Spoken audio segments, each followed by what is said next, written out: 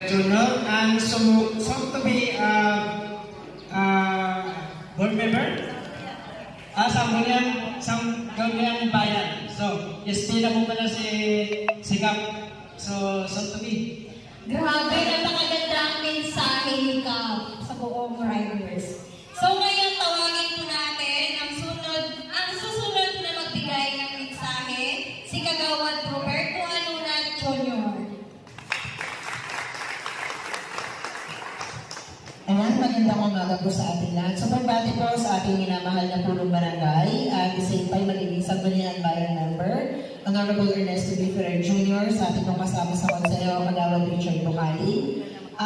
Hindi na po siguro papahabain. Siguro po magpapasalamat lang ako bilang Sector Kagawad po ni Princess, kasama si Donna, ng Perugdos na kung saan siya po nag-initiate para po matulungan si Princess. So kay Donna, maraming salamat doon. At of course, ang tugod po sa tulong para sa amin na mahal natin kay Princess, para po matulungan para humaba po at madugtungan ng kanyang buhay sa pagpapagamot, kasama po ng kanyang buong pamilya, ng kanyang po mga magulang.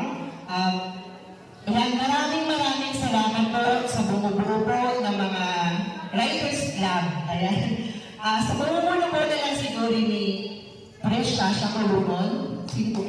Ay kayo ma'am. So, sumam na lang po yung credit ko sa ngayon kasi tayo na rin po lumabay, hindi na tayo magtagal. So ma'am, maraming salamat po sa inyo. Sa lahat po ng Riders Club, maraming salamat. Sabi na po ni Kap, ganoon na rin din po para sa amin na dito sa barangay na lubos na nagpapasalamat po sa inyo. At kaunin niyo po yung panalangin na patuloy po kayong ingatan na ating mahal na Panginoon.